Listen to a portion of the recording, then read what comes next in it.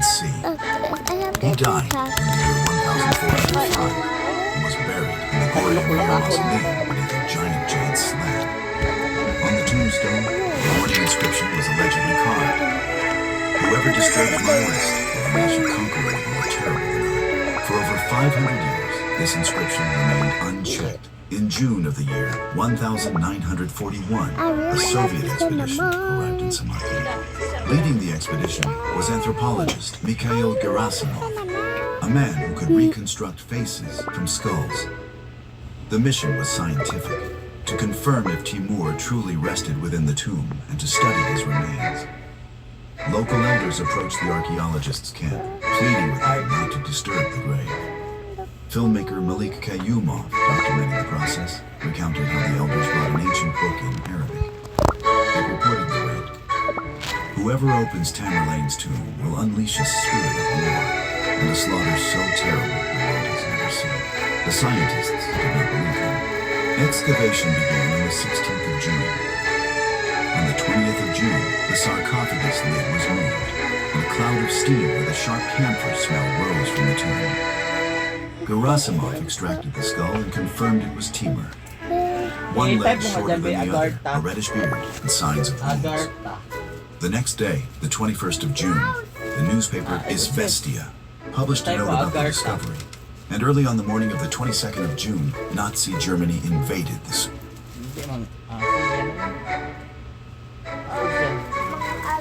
Agartha Park. Nandito sa loob ng Leipzig. Ayun. Ayan, ganun.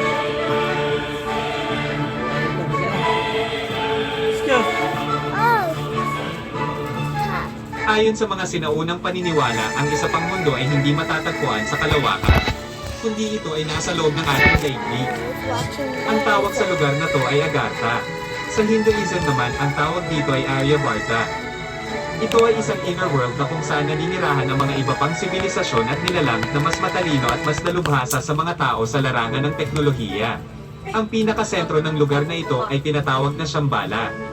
Ito ang syudad kung saan naninirahan ng King of the World o ang Hari ng Mundo. Maliban sa Agartha ay mayroon pang mga ibang underground city, tulad ng Telos, Pathala, Bugawati, Xinhua, Shonse, at Rama. Posible ba na ang isa pang mundo ay nasa loob ng ating planeta? Ang Hollow Earth Theory ay hindi lamang nababase sa mga sinaunang istorya. Maraming mga tanyag na scientist na nagsabi na posibleng hollow nga ang ating planeta. Noong 1962, inihayag ng siyentipiko na si Edmund Halley na ang ating daigdig ay binubuo ng hollow shell. Dalawang inner concentric shells at isang innermost core. Ang atmosphere ang humihiwalay sa mga shell na ito at bawat shell ay mayroong sariling magnetic poles. Ang bawat shell ay umiikot sa iba't ibang bilis at ito raw ang dahilan kung bakit minsan ay hindi maayos ang pagbasa ng kompas. Lahat tayo may sariling sabi-sabig. Para iwas asma, magpahinga muna. Pawis, dapat di matayo. Kung kumain na nakatayo. Pero pag sa tubig, Basta pamilya sa Wilkins Tiwala. Most trusted by doctors and moms.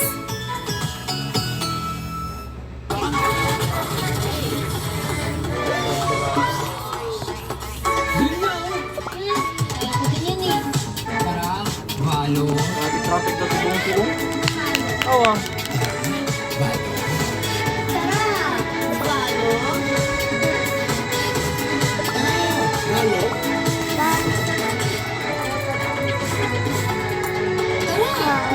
Terus tadi ulipat kita na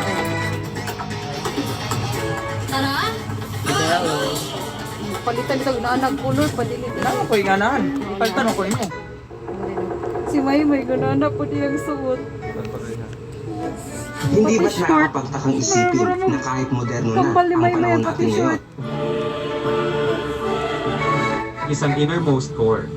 Ang atong 1947. Bandang alas 10 ng umaga sa kanilang paglalakbay ay may nakita silang bulubundukin at lambak ng ilog o batis. Nagtaka ang admiral at sinabi nito na hindi normal na mayroong lunti ang lambak at kagubatan sa lugar na ito dahil ito ay lugar ng yelo o niebe. Sa mga oras na yun, ang kanilang kagamitan upang malaman ang direksyon gaya ng compass ay hindi gumagana ng maayos. Ibinaba nila ng bahagya ang kanilang eroplano upang makita ng maayos ang nasa ilalim. Laking gulat ng Admiral nang tumambad sa kanila ang isang misteryosong lugar na mistulang isang syudad. At sa puntong ito, ang kanilang eroplano ay parang nawala ng timbang at animoy lumulutang at hindi nila ito makontrol ng maayos. Sa magkabilang pakpak ng eroplano ay nakita ng Admiral ang mga kakaibang sasakyang panghimpapawid na mistulang mga sasakyan ng mga alien. Makalipas ang ilang minuto ay tumunog ang kanilang radyo at may nagsalita gamit ang wikang Ingles at ang sabi nito, "Maligayang pagdating sa aming mundo. Huwag kayong matakot dahil kayo ay nasa mabuting kamay." Sa puntong ito ay tumigil ng tuluyan ang kanilang eroplano at animoy mayroong ibang nagpokontrol nito. Ilang minuto pa ay naglanding ang kanilang eroplano at may mga lalaking papalapit sa kanila na tila sinusundo sila. Matataas ang mga ito at ang kanilang buhok ay kulay blonde. Dinala nila ang Admiral at ang kanyang mga kasamahan sa syudad na tila gawa sa kristal. Dinala ang Admiral sa kakaibang gusali na ubod ng ganda at napupuno ito ng matataas na uri ng teknolohiya. Maya't maya lamang ay sinundo ng isang lalaki ang Admiral dahil gusto raw itong makausap ng kanilang pinuno na tinatawag nilang The Master. Nang makausap ng Admiral ang tinutukoy nilang The Master ay nagbigay umano ito ng mensahe at babala para sa sangkatauhan. Ang aming pangangamba ay nagsimula matapos ninyong magpasabog ng atomic bomb sa Hiroshima at Nagasaki sa Japan. Ma, look, there's At kami already dito the sa one. Agartha ay nagagambala sa ginagawa ng inyong lahi, at marahil ay nasaksihan ninyo ang aming mga sasakyang panghimpapawid na ipinadala namin sa inyong mundo upang imbestigahan ang mga ginagamit ninyong atomic bomb at ang idinulot nito sa planetang Earth. Noon ay hindi kami nakikialam sa inyong mga ginagawang digmaan sa inyong mundo, ngunit ngayon ay kinakailangan na naming makialam dahil sa ginagamit ninyong kapangyarihan na hindi karapat-dapat na gamitin ng inyong lahi. Ang aming mga mensahero ay nagpadala na noon ng mensahe at babala sa mga taong makapangyarihan sa inyong mundo, ngunit hindi nila ito binigyan ng pansin.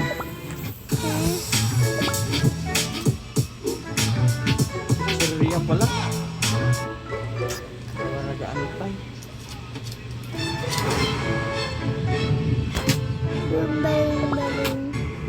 Ang babala o mensaheng ito ng isang representative ng Agartha ay may pagkakapareho sa babala ng isang nilalang na Venusian o taga-Venus na nagngangalang Orphan na nakausap ni George Adamski na tinalakay natin sa nakaraang video. At ayon pa sa US Admiral ay marami pa silang napag-usapan ng nilalang na ito, partikular na sa mga iba pang lagusan papuntang Agartha. Napakaraming underground city sa buong mundo, ngunit ang Agartha ang pinaka-importante sa lahat. Ito ang mga katagang nakasulat sa diary ni Admiral Byrd. Inihayag rin umano ng The Master na sa malayong hinaharap ay may bagong mundo ang magpapakita mula sa mga nasira ng mga lahi ng tao. At tutulong ang mga taga-Agartha upang muling buhayin ang kultura ng mga tao at mga nawalang kayamanan. Marahil umano sa panahong iyon ay matututunan din ng mga tao sa ibabaw na walang kabuluhan ng away at digmaan. Sa kanyang diary ay nasusulat na ang mga nilalang na naninirahan dito ay nag-uusap sa pamamagitan ng telepathy. Ayon pa sa diary ng Admiral ay nanirahan siya sa Agartha sa loob ng isang buwan. At ang sibilisasyon sa loob ng ating daigdig ay isang superior civilization. Ang mga flying saucers raw ay hindi galing sa ibang planeta. Bagkus ito raw ang mga pangunahing sasakyan ng mga nilalang na naninirahan sa Inner Earth. At ayon pa sa diary ng US Admiral, mayroong naging kasunduan ng Estados Unidos at ang Greek Council ng Agartha. Itinuloy ni Admiral Byrd ang pagsusulat sa kanyang diary sa petsang March 11, 1947. Sinabi niya na ito ang araw na dumalo siya sa pagpupulong sa Pentagon at inilahad niya ang kanyang nadiskubre. Inilahad din ng Admiral ang tungkol sa mensahe mula sa The Master. Umabot ng mahigit 6 na oras ang pag-i-interview sa kanya ng mga top security forces at ang resulta nito ay pinagbawalan si Admiral Byrd na magsalita tungkol sa kanyang mga nalalaman. At dahil sa isa siyang militar, kinailangan niyang sumunod sa utos. Bukod kay Admiral Richard Byrd ay mayroon pang ibang mga tao ang di umano'y narating din ang mundo sa loob ng ating daigdig. Katulad ng magama na nakarating umano sa Garden of Eden o Agartha. Ang istorya ng magamang ito ay inilahad sa isang aklat na inilathala noong 1908 at isinulat ng isang nobelistang Amerikano na nagngangalang George Emerson. Ito ay pinamagatang The Smoky God. Napadpad umano ang magamang ito sa isang ilog na tinatawag na Hiddekel River. Ang ilog na ito ay papunta sa Garden of Eden na binabanggit sa Biblia sa aklat ng Genesis. Sa ibang Biblia, ang tawag dito ay Tigris River, ngunit sa bersyon na King James ay binanggit mismo na ang ikatlong ilog ay ang Hiddekel River. Dito umano ay may lugar na napakaganda at hindi pa nakikita ng kahit sinong tao. Ang mga naninirahan raw dito ay mga higante. Maging sa Pilipinas ay mayroon ding misteryosong syudad na sinasabing lugar at tahanan ng mga nilalang na advance ang teknolohiya kaysa sa atin. Ito ang tinatawag na Biringan City. Ang kahulugan ng Biringan ay the Black City o the Invisible City. Sinasabi niyang lugar na ito ay nasa probinsya ng Samar. Ang mga nakatira doon ay mga engkanto. Mayroon di umanong grupo ng mga manlalakbay sa dagat ang nakakita ng napakaraming ilaw ng isang syudad. Napakataas raw ng mga gusali doon at malayo na ang kanilang naabot sa teknolohiya kung ikukumpara sa atin. Ayon sa mga alamat ng kalapit na lugar, ang Biringan di umano ay ang lugar kung saan dinadala ang mga taong nawawala na lang ng bigla. Hindi raw ito mahahanap sapagkat isa itong nagpapakita sa mga taong karapat-dapat. Sa part 2 ng video ito ay ipapakita ko ang mga sikretong video footage ng iba pang mga lagusan papunta sa Agartha. Ang mga video footage na aking pinapakita ay hindi mo makikita sa kahit anong website o social media platform sa internet. Dito mo lamang mapapanood ang mga kakaibang video na ito sa channel na Extraordinaryo. Patikim pa lamang ang mga pinapakita kong videos na ito.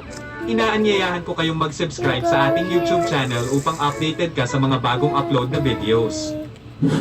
Shoutout sa ating mga bagong kaibigan na solid supporters ni Extraordinaryo na sina Tel Asuncion, Alvin TV PH, Renato Pison, Humphrey Dio Cares, Haro TV, Mac Aaron Balbedina, Aaron WorkX, Ray Patolaren, Hugo Frasca, Brian Gaines, Mr. Watchlist, Roger Edulan, Body Juries, Joe Gaming, Red Star, Lucas Webb, JB Mercado, Dean Mark Calipusan, Jericho Superiano, Chotsky TV, Broom Broom Vlogs, Marlon Balberen, DJ Muel, Gerald Infiesto, Kenneth Ocampo, John Blair Santos, Kyle Ramos, Daniel John Claveria, Gino Cardiente, It's J Navy, Ray De Jessica, John L. Ruan, Josh Tugade, Dennis Alionza, Megoy 11, Freddy Mosquera, Ian Kabawatan, Klong J, J.L. Nakwa, Arvin Cueto, John Rix Rosima, Martin William, John Paul Amano, Mims Bijo, Jean Zander and Alicia Cruz, Pilsen Gonzalez, Patrick Leonida, Luke Reed, Princess Lara Perez, Kashikikuta Pangautan, Julius Gente, Michael John, Maria Cristina Oliva, Neil Edremisen, Zoe, Renz Angelo Villadolid, June Ardino, Warner Brothers, Superhero Taxi, JC Dezina, Jode Kwonchul, Joshua Endezo Baet, at si Michael Obida ng Antipolo City. New choice, Swag Dog. 3x power with easy patakka. Labas ka? New choice, Swag Dog. 3x stronger power. Isang kita, 3x stronger sa puweteng sibo. Super limpyo. Pixie. Nawili siya? Wala. Okay. Crystal Saga is back with a bang. All 5 iconic classes make their grand return. Each excels at damage or support, letting There are places on the planet you won't be allowed into, no matter what the price. Not for $1 million, not for $1 billion. Not because they're hard to get to, but because you'll be killed, arrested, or destroying what humanity has preserved for millennia. Some of these places are guarded by armies, others by poisonous snakes, and still others by people who don't even know the internet exists and greet strangers with arrows. Some places are closed to protect secrets, some are closed to protect knowledge, some are closed to protect entire species, from snakes to humans, and some are closed to protect you from what's behind the door. The reasons vary, but the result is the same. The door is locked, the key is thrown away, and at the perimeter are either armed guards, poisonous vipers, or warriors with poisoned arrows. Today we'll take a look at 7 forbidden places that you can't enter at any price, and discover why behind each ban there's a story that sends shivers down your spine. You've probably seen some of these places on lists of the most mysterious places on the planet, but you probably don't know the whole truth about what lies behind them. First place goes to an island whose inhabitants don't know what guns, airplanes, or cell phones are. but they certainly know what a bow and arrow are. North Sentinel Island is located in the Bay of Bengal and is part of the Andaman Islands, which belong to India. It's about the size of Manhattan, about 60 square kilometers. It's home to the Sentinelese tribe, between 50 and 500 people. The exact number is unknown. And here's what makes this island unique. The Sentinelese are one of the last uncontacted tribes on Earth. They've lived on the island, according to various estimates, for between 30 and 60,000 years, and have had no contact with the outside world. They don't know of other countries, other languages, or other people, and any stranger who appears on their shores is greeted with a hail of arrows. This is no exaggeration. In 2006, 2 fishermen were killed when their boat was washed ashore on the island. In 2018, American missionary John Allen Chow, who had planned to convert the Sentinelese to Christianity, landed illegally on the island and was killed on the very first day. His body was never recovered. After the tsunami of 2004, the Indian government sent a helicopter to the island to check for survivors. The helicopter was met with arrows. The Sentinelese survived and made it clear they did not need help. The Indian government has established a 5 nautical mile exclusion zone around the island. Any approach is punishable by imprisonment, but the exclusion zone exists not to protect against the Sentinelese, but to protect the Sentinelese from us. These people have no immunity to diseases from the outside world. The common flu, a harmless cold, measles, any infection to which we have antibodies can be a death sentence for them. This is not a hypothesis, it is a historical fact. In 1869, British colonists captured several inhabitants of a neighboring Andamanese tribe and brought them to the city. 2 adults quickly fell ill and died, and the children were returned to the island, along with the diseases they had contracted. This was a catastrophe for the local population. The same thing happened to other uncontacted peoples around the world. First contact with civilization led to epidemics that decimated 30 to 90% of the population. North Sentinel Island is neither a mystery nor a tourist attraction. It is the last frontier of human diversity, and it is guarded not to hide a secret, but to preserve lives. The Sentinelese are not asking for help. They are asking to be left alone, and that is perhaps the most reasonable request of all. The second location looks like a set for a movie about the end of the world, and, in fact, it was built precisely for the end of the world. The Svalbard Global Seed Vault, also known as the Doomsday Vault, is located on the Norwegian archipelago of Svalbard, 1,000 kilometers from the North Pole. The entrance to the vault is a concrete portal jutting out of a mountainside in the middle of the Arctic desert.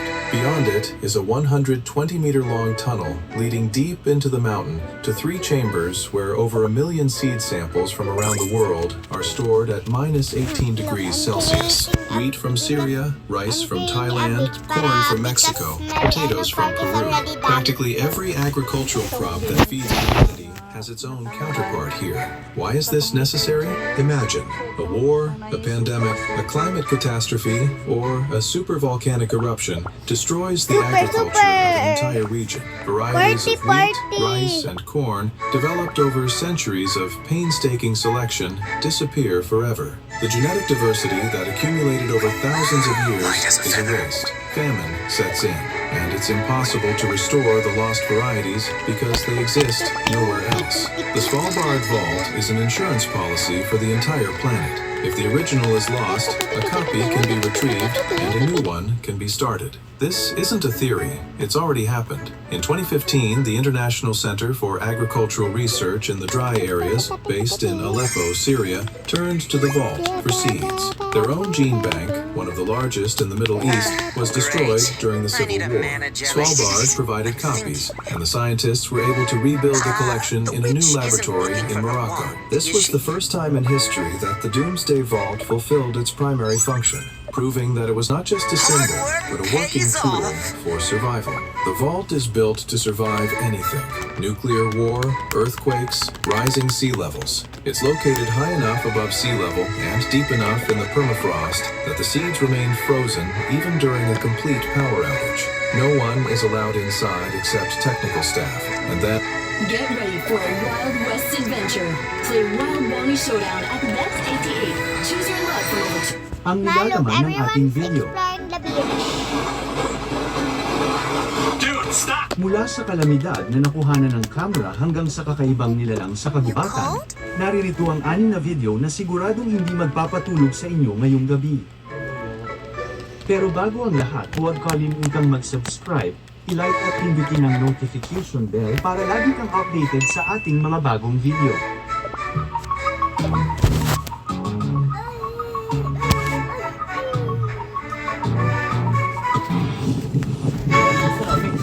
Oo, may nagdagan.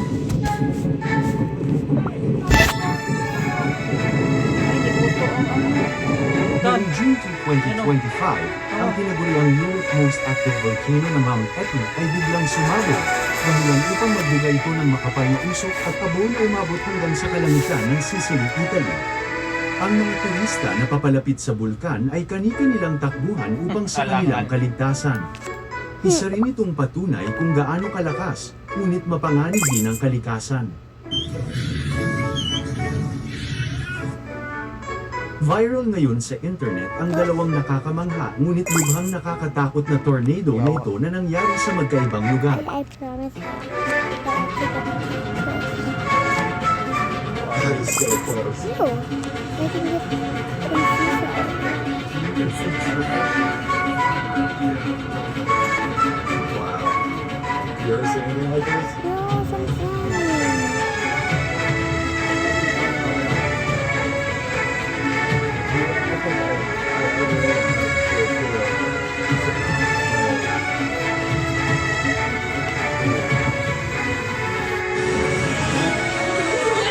Tsunami yan.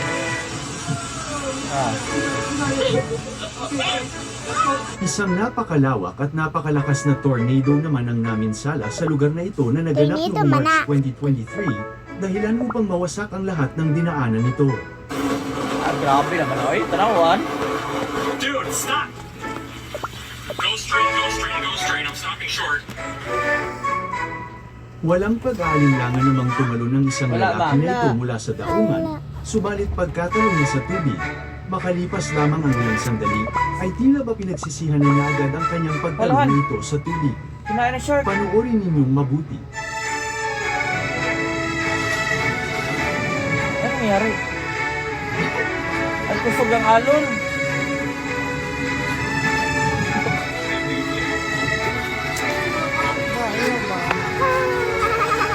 Alon. Alon.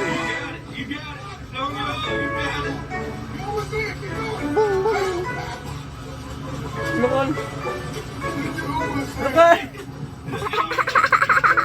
Buong lakas siyang lumalangoy sa tubig makabalik lamang sa daungan, subalit tila ba may misteryosong pumipigil sa kanya Ay, pabalik ng tabang? daungan. Habang papalapit na siya sa daungan, ang tubig ay lalong lumalakas ang puwersa, tila ba'y Wabot? tinutulak siya papalayo sa daungan. Subalit sa bandang huli, ay nagawa naman niyang makabalik ngunit hinihingal dahil sa puwersang pumipigil sa kanya. Si Whitey ng YouTube channel na Whitey's Fishing ay hilig talaga ang mangisda. Ang lahat ng kanyang video sa kanyang channel ay natutungkol lahat sa kanyang panghuhuli ng isda, na kung inyong mapapanood ay talaga namang mamamangha na lamang kayo kung papaano niya nagawang makahuli ng ganoong kalalaking mga isda. Sa partikular na video namang ito, ay mag-rock fishing sila ng kanyang mga kaibigan sa tabing dagat, ngunit ang alon ay lubhang malaki, napakalakas at agresibo. Subalit ang inakala nilang normal lamang na pangingisda ay mauuwi pala sa isang bangungot na halos muntikan ng ikasawi ng buhay ng isa nilang kaibigan. Ating ibinabahagi ang video na ito bilang educational purposes only at bilang babala na rin lalo na sa mga mahilig mangisda. Isa rin itong paalaala na kung ano ang nararapat ninyong gawin at hakbang kung sakaling dumating o makaranas kayo ng Sabi, ah. ganitong sitwasyon. Remote. Panoorin Manood ka. ninyong mabuti. Boy, I don't reckon you get that. I promise. Meron yan megalodon. Boy, I'm putting on Meron yan megalodon. What's it called? Promise daw. Boom! Boom! Wala na!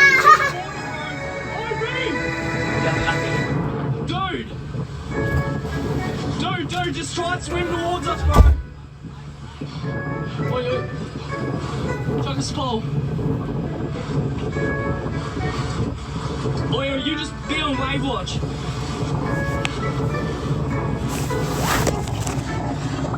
Wait, hold that. Don't just climb yourself up. Oh! Oi,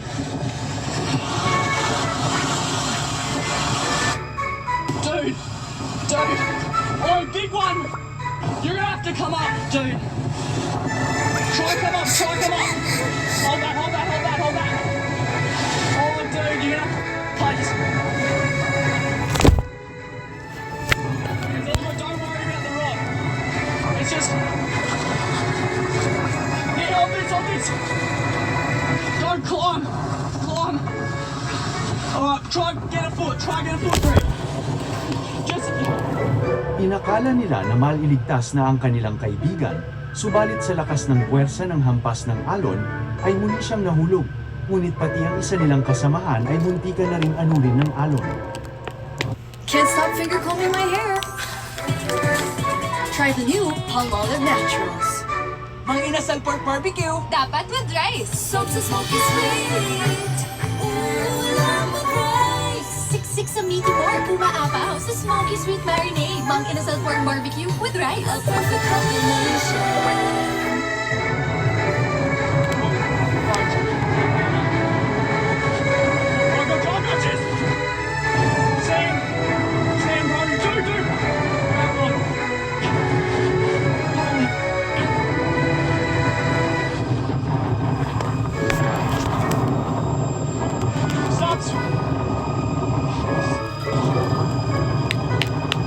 Just don't panic.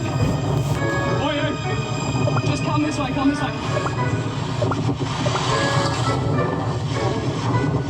Dude! Come up here. Or you're gonna need to come this way, man. Reed, come this way. Swim out here. Just swim out here, man.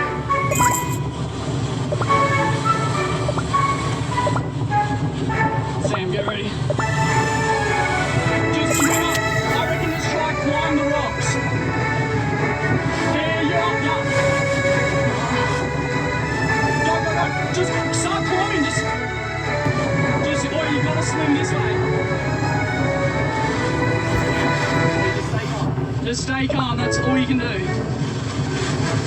Just stay calm.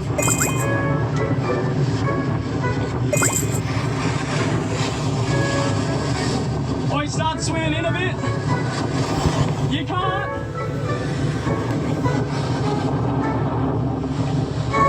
He's just getting... We can't jump in, because if we jump in, we're all... Oi, this is...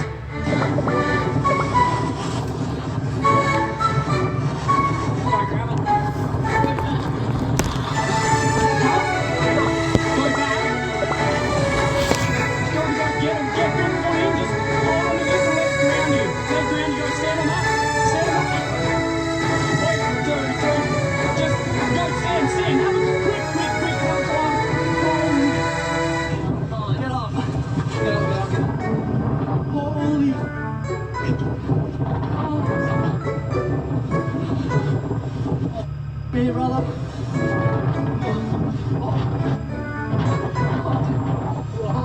Ito ang tinatawag na tunay na pagkakaibigan ninanais ng lahat, na sa oras ng kagipitan at kapahamakan ay walang iwanan. Kahit paitayan nila ang sarili nilang buhay, mailigtas lamang ang kanilang kaibigan. Makikita sa video na halos tangayin na rin ang anod ng isa pa nilang kaibigan sa pagliligtas sa kanilang kaibigan na tinatangay ng malakas na alon. Makikita rin kung gaano kadelikado at mapanganib ang tangayin ka ng malakas na alon ng dagat. Sa isang ulap lamang maaari kang tangayin at lubutang papalayo sa pampang. Mabuti na lamang at nagawa siyang tulungan ng mabilis ng kanyang mga kaibigan, kaya ito nakaligtas sa kapahamakan. Nagtamo siya ng kaunting galaw sa katawan, ngunit ligtas. Hanga naman ako sa lalaki na ito na kahit na tinatangay siya ng malakas na alon, ay nagagawa pa rin niyang makabalik sa pampang. Mabuti na lamang at marunong siyang lumangoy, kung hindi ay baka kung ano ang masamang nangyari sa kanya. Noong October 2023, si Gas ng YouTube channel na Grace Me Gas ay nagbahagi ng kanyang video na pinamagatan niyang I wasn't welcomed in these woods. Ang kanyang channel ay dedicated sa kanyang mga isinasagawang outdoor exploration at madalas ay kanyang ibinabahagi ang kanyang mga karanasan sa pagkakampang at hiking adventures habang naglalakbay siya sa iba't ibang lugar sa UK. Sa partikular na video na ito, kasama ang kanyang alagang aso na si Fendi, ay nagsagawa sila ng overnight camping sa isang kakahuyan na matatagpuan sa bansang UK. Ayon kay Gus, ang kakahuyan ay naging lugar ng mga nagsasagawa ng ritual ng mga pagan. Hanggang sa ngayon ay marami pa rin ang nagsasagawa ng pagtitipon lalo na sa ilalim ng malalaking mga puno. Bagamat may mga pangyayari ng ganito, si Gus ay nagpatuloy pa rin na magsagawa ng overnight. Nag-explore si Gus hanggang sa kalaliman ng kagubatan upang humanap ng perpektong spot na pwede niyang pagtayuan ng campsite. Sa kanyang paghahanap, ay nakakita siya ng malaking puno na pinaniniwalaan na doon nagaganap ang mga ritual. Sa kanyang paggalugad sa paligid ng malaking puno, dito ay may nakakagulat siyang matutuklasan. Panoorin ninyong mabuti. I think I found it. Well, how does this look like a pagan ritual site?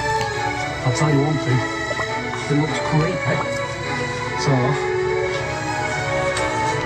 let's camp here, shall we?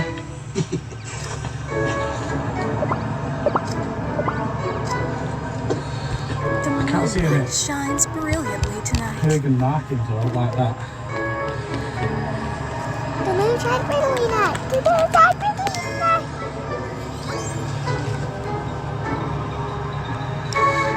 Bro, that was so long. Right there. That's That is enough. let's set up, shall we? Nang makita ni Gus ang lugar kung saan nagaganap ang sinasabing mga ritual, ay agad siyang nagtayo ng kampo sa tabi ng malaking puno. Matapos naman siyang magtayo ng tent, ay agad siyang nagsiyasat sa lugar upang tingnan kung may kakaiba ba dito. Wala naman siyang nakita o narinig man lamang, indikasyon na sila lamang ang naroroon at walang tao na iba sa kakahuyan. Pagkatapos ng pagsisiyasat ay agad silang bumalik sa kanilang kampo at naghanda ng kanilang dinner. Pagkakain ay pumasok na sila sa kanilang tent upang magpahinga, subalit hindi pa man nagtatagal ay may mangyayaring hindi nila inaasahan. Pag lychee martini ang una mong matry, light and mild.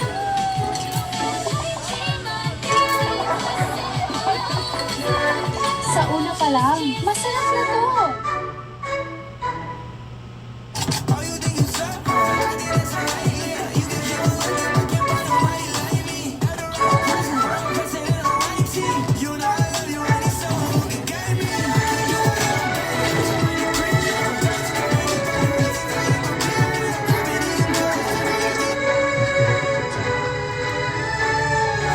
So, the hot tent camp last week, I don't think it's for me, isn't that?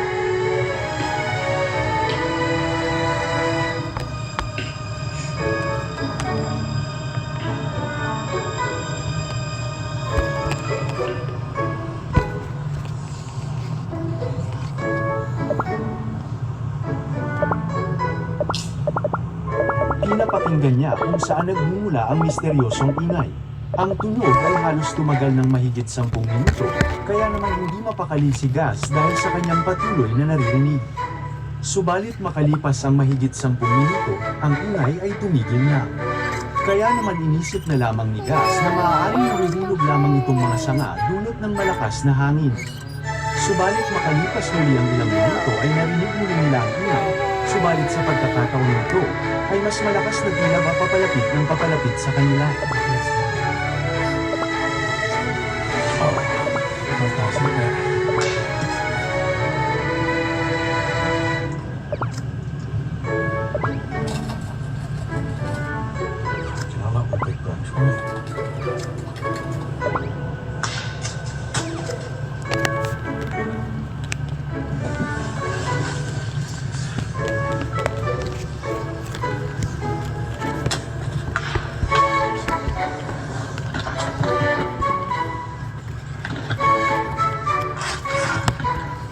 Matapos marinig muli ni Gus ang misteryosong ingay, ay lumabas na siya ng tent upang mag-imbestiga kung ano ito at saan ito nagmumula.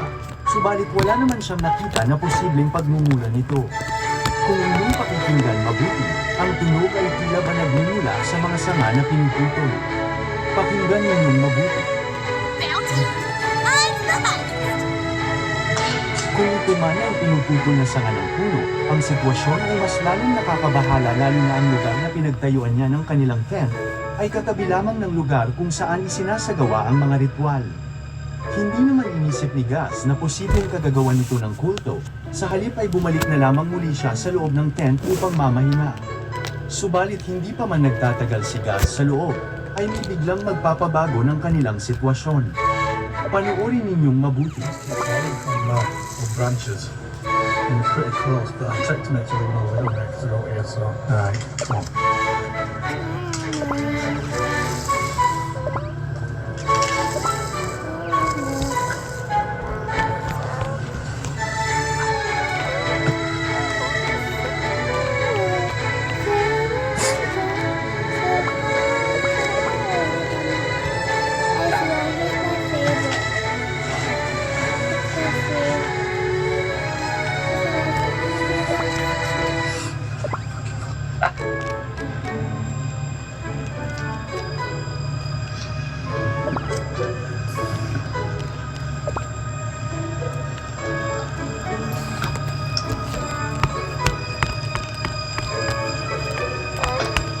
Hoy!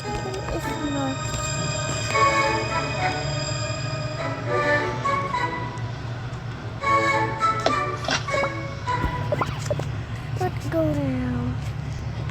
Where did I go teleport? Matapos marinig muli ang ingay ay masusi niyang inaalam kung saan ba talaga nagmumula ang misteryosong ingay. Tila ba may kung sino ang naghahagis ng bagay sa kanilang tent. Sinubukan niyang magsalita upang makuha ang atensyon nito, subalit wala siyang